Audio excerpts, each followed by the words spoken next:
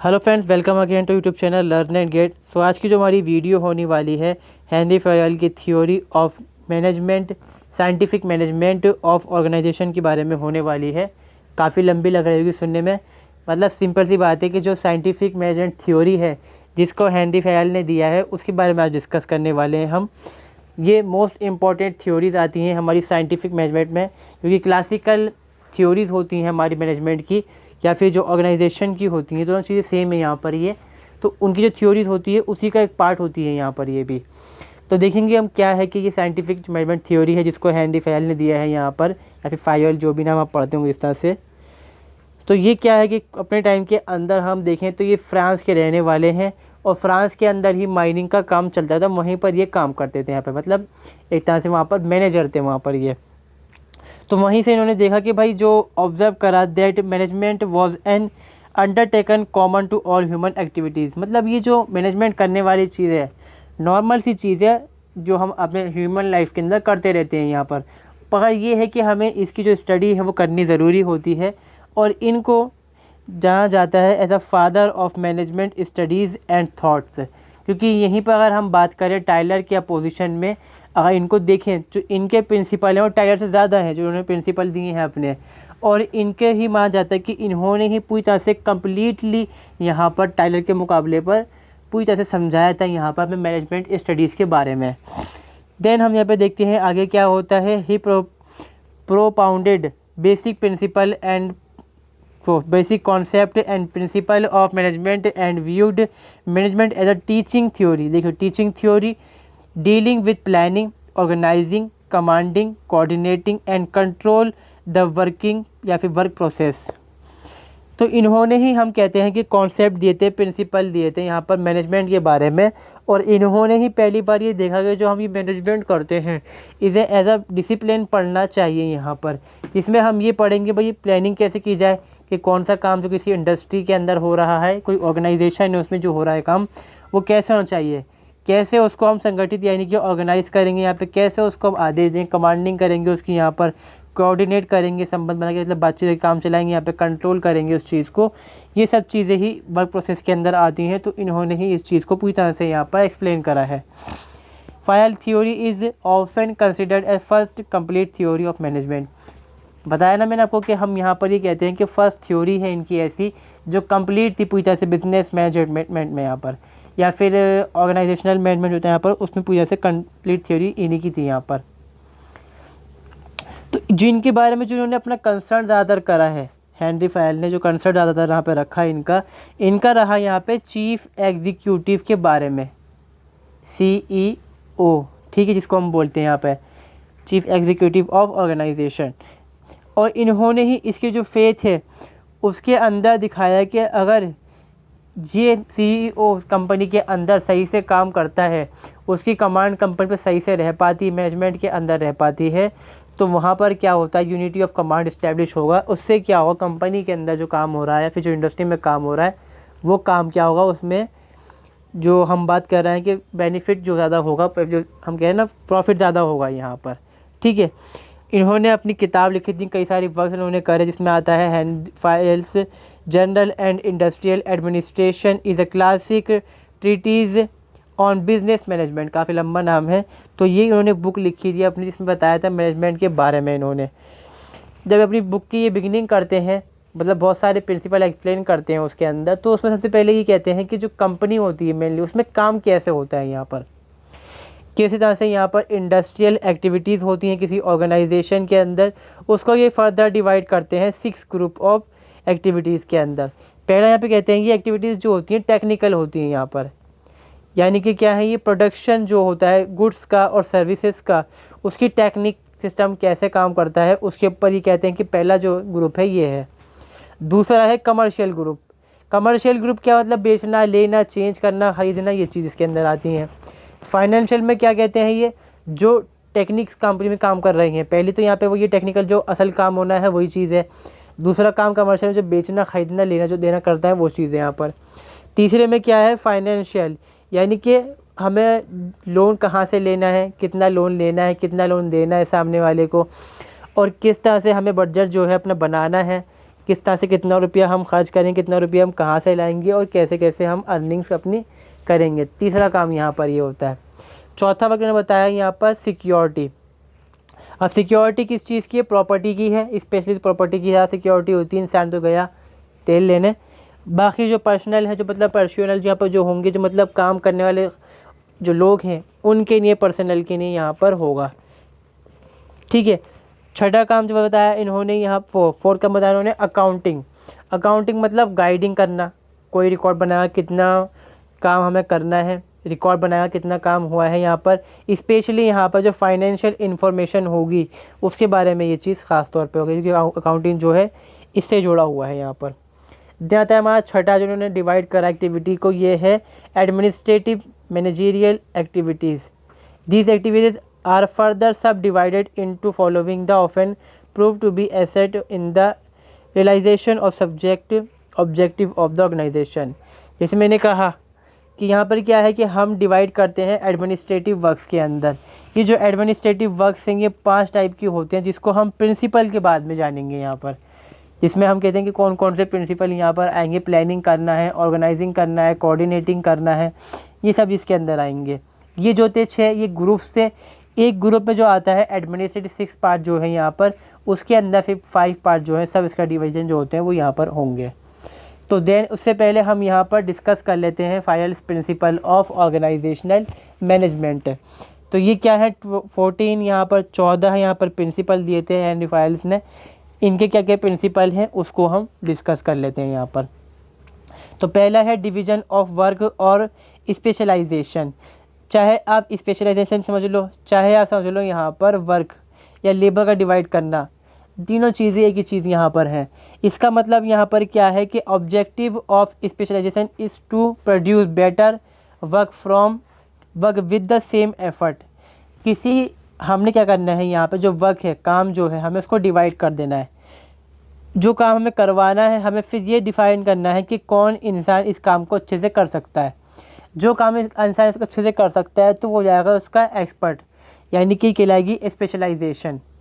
और इससे क्या बनेगा यहाँ पर आगे चल के, अगर हम जब बात करते हैं क्लासिकल थ्योरी में, गुलिक जब यहाँ पे बात लिखता है इसमें हेनरी, तो वो ये कहता है कि जब ये हम स्पेशलाइजेशन जब कर डालते हैं कंपनी के अंदर तो ये बन जाती है डिपार्टमेंटलाइजेशन।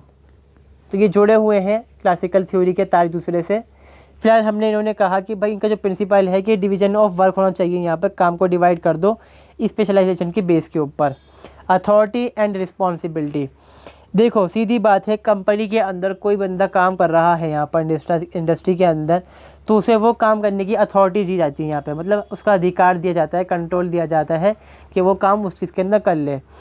अब कंपनी में मैंने कहा चीफ एग्जीक्यूटिव ऑफिसर है यहाँ पर, उसके अंडर यहाँ पे मैनेजर्स होते हैं या फिर सुपरवाइज़र्स होते हैं इसके अंडर।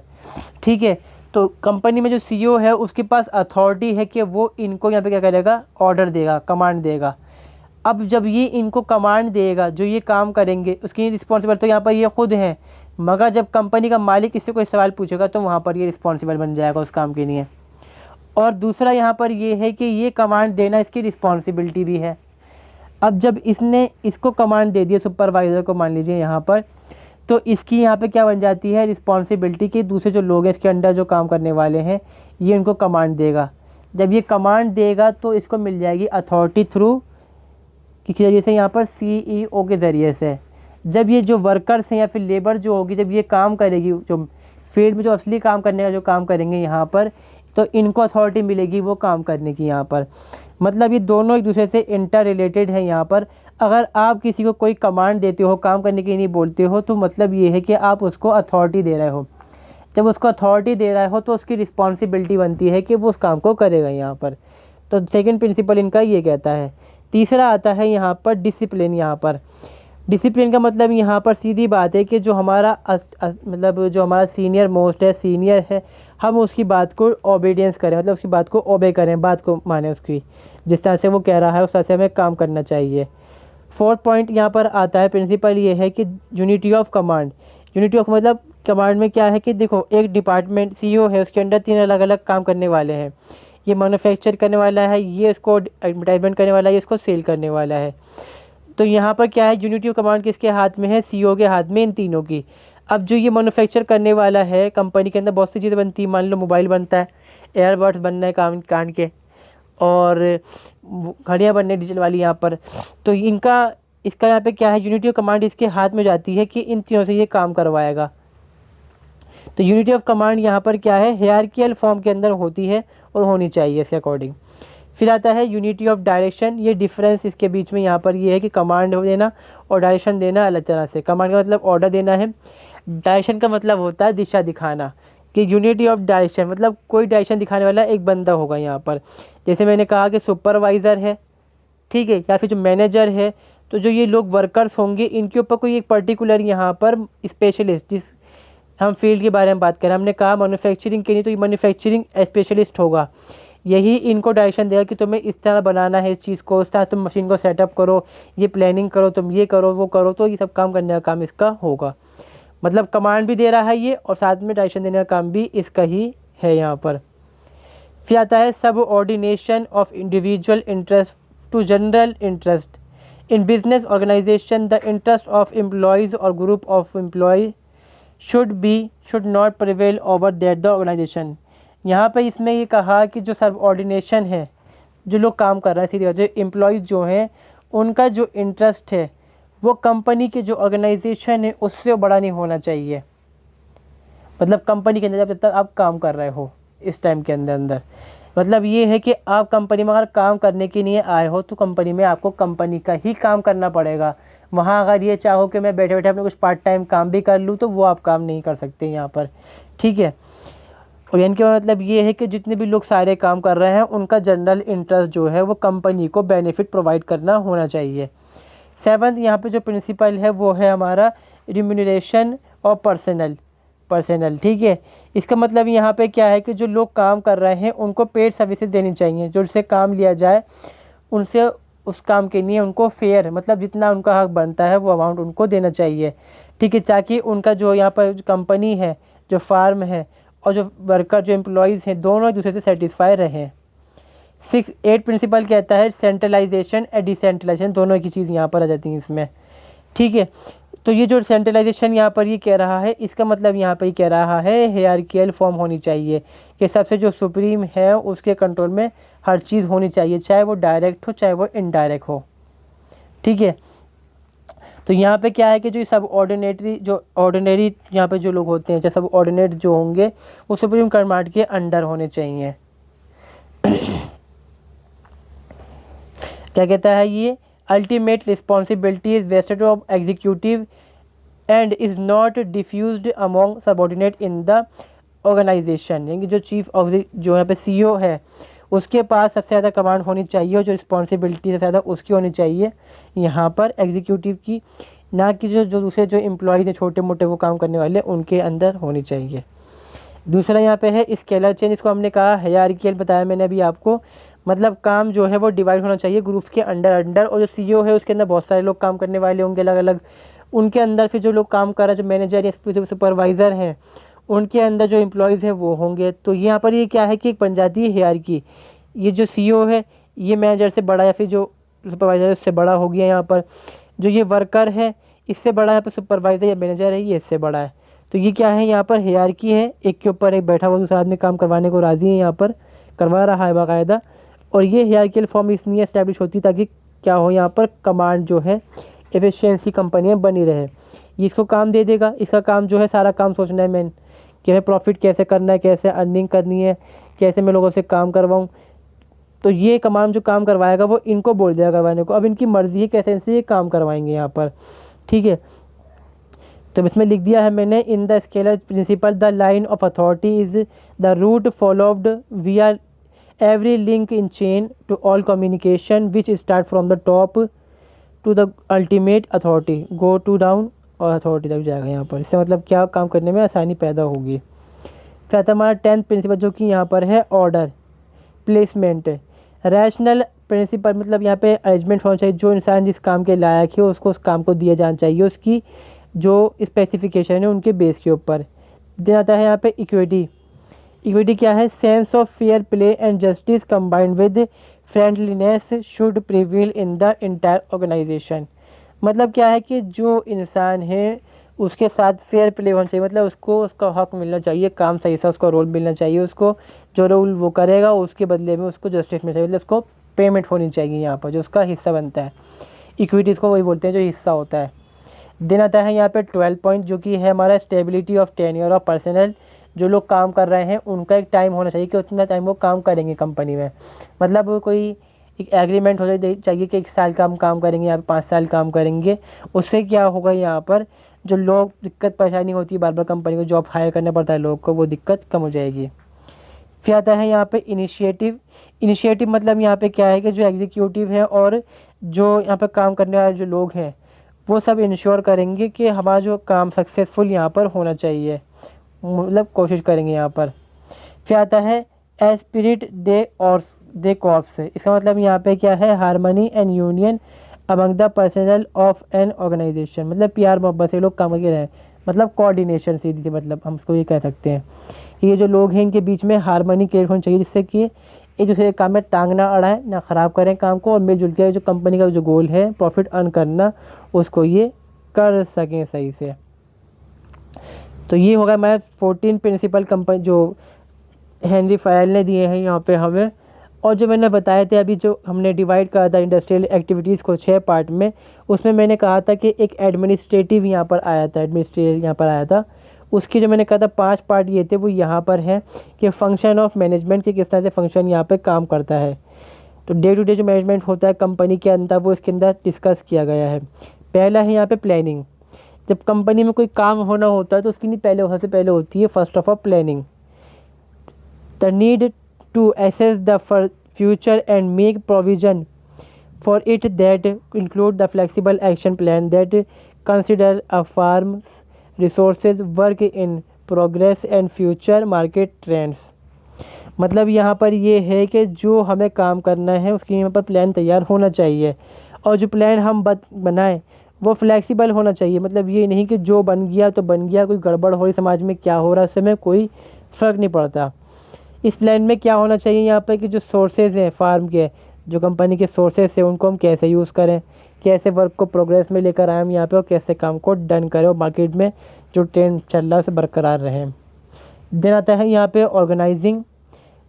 इसमें क्या है यहाँ पर कि lying out lines of authority and responsibility for employees. जो कंपनी के एम्प्लॉयज़ हैं उनको ऑर्गेनाइज किया जाना चाहिए यहाँ पर कि जिसका जो काम है उसको वो काम दिया जाए। This covers recruitment and training, coordinating activities and making employees duty clear. सीधा जिसको जो काम बनता है वो काम उसको दिया जाए, कंपनी में जॉब्स जो हैं उसको लगाया जाए। जहाँ पे जब हम बात करते हैं वैकेंसी जब कंपनी में खाली हो तो उस पर उसी इंसान को लगाया जाए जो उसके लायक हो यहाँ पर, और जो कोऑर्डिनेटिंग है यहाँ पे वो चीज़ बरकरार रहनी चाहिए कंपनी में। दिन आता है हमारा यहाँ पे कमांडिंग, मतलब निर्देशन जो दिया जाएगा यहाँ पर। जो कमांडिंग होगा वो सबसे जो अपर जो लेवल पे होगा वो उससे लोअर वाले को देगा, और जो लोअर वाला होगा वो उससे लोअर जो है उसको देगा। तो फिर साथ से यहाँ पर ये काम होगा। देन आता है कोऑर्डिनेट होना चाहिए डिपार्टमेंट के अंदर जो लोग काम है टीम है मिलजुल के वो काम करें, उनका जो कॉमन इंटरेस्ट है कंपनी को प्रॉफिट कराना उसके ऊपर ध्यान दे वो, और अपने पर्सनल इंटरेस्ट पे वो ध्यान ना दे। कंट्रोलिंग है, फिर इसमें आता है कि भाई ये जो क्वांटिटी है क्वालिटी है कंपनी के जो काम हो रहा है उसके अंदर लगातार हो रहा है या नहीं हो रहा, इस चीज़ को वो चेक करेंगे। तो यहाँ पर ये अगर हमारे 6 फंक्शन इसके अंदर 5 फंक्शन सॉरी, ठीक है। अभी होती है हमारी थ्योरी कंप्लीट। देन देखते हैं हम यहाँ पे criticism of scientific management theory. सबसे बड़ी दिक्कत इस थ्योरी के अंदर ये है कि ये मैकेनिकल थ्योरी है। यहाँ पर इंसान को इन्होंने एज अ रोबोट देखा है यहाँ पर कि इंसान जो है उसमें कोई फीलिंग नहीं है, उसको काम करना है चाहे वो कैसे भी करे काम, और काम इस तरह करे ताकि कंपनी का जो प्रॉफिट है वो बढ़ना चाहिए यहाँ पर, ठीक है। बस ये है कि काम जो है एफिशिएंट मैनर में हो जाए, यहाँ पर कंज्यूम कम डाटा यहाँ पर कम, मतलब टाइम जो है कंपनी का हो, रिसोर्सेज कम वेस्ट हो कंपनी के, और कंपनी को जो अर्निंग है वो छप्पर फाड़ के हो बिल्कुल। वर्कर की कंडीशन है, इन्वायरमेंट है, इनको कंसिडर नहीं किया जाता, इसलिए इसको हम क्रिटिसाइज़ करते हैं यहाँ पर ये।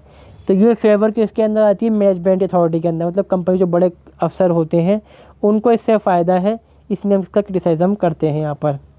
द मैनेजमेंट से emphasis was the increase of productivity only. जो मैनेजमेंट है कंपनी का, जो काम करने वाले जो लोग हैं वहाँ पर डिपार्टमेंट है बड़ा, वो चाहता है कि सिर्फ प्रोडक्टिविटी बढ़ जाए यहाँ पर। अब प्रोडक्टिविटी बढ़ने के लिए बहुत सी चीज़ें चाहिए, टेक्नोलॉजी चाहिए, या फिर कई बार हमें चाहिए जाता है वहाँ पर लोग काम करने वाले हों, और जो लोग काम कर रहे हों उनकी जो मेंटल कंडीशन है वो ठीक होनी चाहिए, फिजिकल भी ठीक हो उनकी। तो इसलिए क्या होता है कि कंपनीज़ जो होती हैं ये कुछ नहीं देखती किसी के घर में क्या हुआ, कोई किस तरह से कंडीशन से गुजर रहा है, उनको सिर्फ अपने काम से फ़र्क होता है यहाँ पर। It assume that differential rate system which ask to pay more for to a highly productive worker. इसमें क्या है कि रेट डिफरेंशियल सिस्टम मतलब जिसने ज़्यादा काम करा है उसको ज़्यादा पैसे मिलेंगे। ये जो उन्होंने कहा कि पार्शियलिटी है, ये सबको एक बराबर पैसे मिलने चाहिए ताकि जो दूसरा इंसान है वो सही से काम कर पाए, उसका भी मन लगे काम करने में। There is several other factor like environment, safety etcetera that play a role in inspiring worker to do better. मतलब इंसान को अगर हमने कहा कि वेजेस अच्छे मिल जाएं जो उनकी काम के बल पे हैं यहाँ पर, मगर उससे ही काम नहीं कर पाएगा इंसान। इन्वायरमेंट हो, माहौल अच्छा हो, साफ़ सुथरा हो और उजाला अच्छे से रहे कंपनी में, कंपनी से इंसान सही से काम कर पाए, तो सुविधाएं मतलब इन पर जो ज़्यादा से ज़्यादा वहाँ पर होनी चाहिए। तो ये क्या कहा हमने कि ये जो थ्योरी है was applicable at the shop floor level only. मतलब जो कंपनी जो दुकान वगैरह का जो बताया गया है बड़े मॉल हों उसके लिए ये बढ़िया है, मगर बाकी कहीं पर ये फिट नहीं आती। सो यहाँ पर ये हमने कंप्लीट करी अपनी वीडियो। तो मिलेंगे हम नेक्स्ट वीडियो में जिसमें हम बात करेंगे यहाँ पर अपने ह्यूमन रिलेशन थ्योरी के बारे में, एंड देन हम डिस्कस करेंगे यहाँ पे bureaucratic principle of public administration या फिर ऑर्गेनाइजेशनल मैनेजमेंट के बारे में। तो कैसी लगी आपको ये वीडियो, और आपको वीडियो इन्फॉर्मेटिव लगी हो, अच्छी लगी हो तो वीडियो को प्लीज़ लाइक, चैनल को सब्सक्राइब ज़रूर करें। और कोई बात वीडियो में ख़राब हो गई हो, गलत बोल दी हो मैंने, या कुछ पॉइंट रह गए हो तो आप उसको कमेंट सेक्शन में जाके यहाँ पर पिन कर सकते हैं। Thanks for watching, have a nice day, see you soon.